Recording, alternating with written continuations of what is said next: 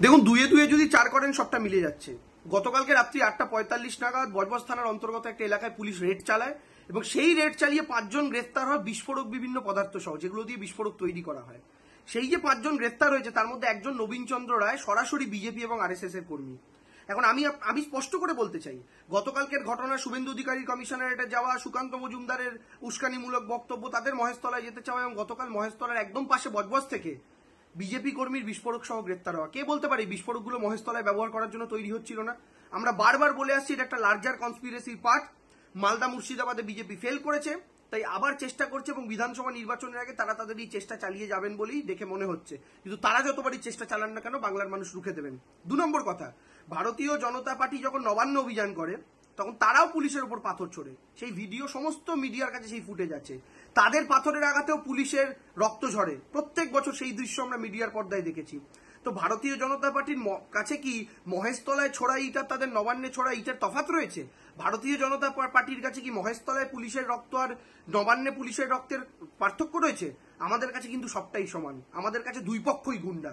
কিন্তু বিজেপির কাছে কি দুই পক্ষের দুরকম পরিচয়? আমরা জানি না।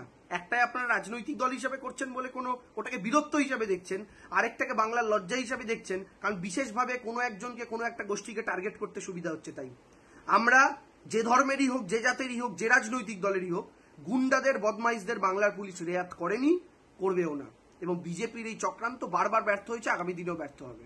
দেখুন, মহেশতলা নিয়ে বিজেপি বা বিরোধীরা যখন একের পর এক কুৎসা এবং প্ররোচনা ছড়াচ্ছে, পুলিশ কাজ করছে, তখন বজবজ থানা এলাকায় গতকাল একটা ভয়ঙ্কর চক্রান্ত ধরা পড়েছে। মোটর বাইক, 2 হুইলার সব বাজেয়াপ্ত হয়েছে। ধরা পড়েছে এমন কিছু দুষ্কৃতী যারা বিস্ফোরক নিয়ে ঘুরছিল। তাদের কাছ থেকে বিপুল পরিমাণ সোডিয়াম পাউডার, 10 কেজির বেশি অ্যালুমিনিয়াম পাউডার, ফসফরাস, ডাস্ট, লাল সালফার, লোহার গুঁড়ো, বোমা তৈরির সব উপকরণ, এই সমস্ত ধরা পড়েছে। এবং যারা 3টে বাইক যেমন ধরা পড়েছে, যারা অ্যারেস্ট হয়েছে 5 জন, তার মধ্যে একজন নবীন চন্দ্র রায় তো বিজেপি আরএসএস এর ঘোষিত কর্মী। একে তো অতীতেও দেখা গেছে ওদের ওখানে গিয়ে গন্ডগোল করছে, পুলিশকে তাড়া করছে। এগুলো তো ওই এলাকায় বাটা মোড় ইত্যাদি ইত্যাদি সব দেখা গিয়েছে। অর্থাৎ যেখানে গিয়ে শুভেন্দুবাবু, সুকান্তবাবুরা গিয়ে প্ররোচনা দিয়ে, হাইপ তুলে নিজেরা গিয়ে একটা গন্ডগোল ওই মহেশতলাকে কেন্দ্র করে যেগুলো প্ররোচনা দিচ্ছেন, এবার দেখা যাচ্ছে যে বিজেপির লোকেরা ওখানে বিস্ফোরক নিয়ে পুলিশ ওটা ইন্টারসেপ্ট করেছে। পুলিশ গোপন সূত্রে খবর পেয়ে ধরেছে নবীন রায় কে, সে তো বিজেপির লোকজন। ফলে এই গন্ডগোলটা বিজেপি তৈরি করে একটা ইস্যু তৈরি করতে চাইছে, ওদের মুখোশ খুলে যাচ্ছে। এবং মহেশতলা থেকে যা খবর আসছে, ওই জায়গাটা নিয়ে গন্ডগোল, সেই জায়গাটা পৃথিবীর লোককে ওরা ভুল বোঝাতে চাইছে। এলাকার মানুষ যা বলে দিচ্ছেন, ওখানে ফলওয়ালা বসতো, কয়েকজন ফলওয়ালা বসতো বাজারের সামনে। সবাই জানেন এই ঈদের ছুটিতে বোধহয় ফলওয়ালারা চলে গেছিল, ছুটিতে গেছিল।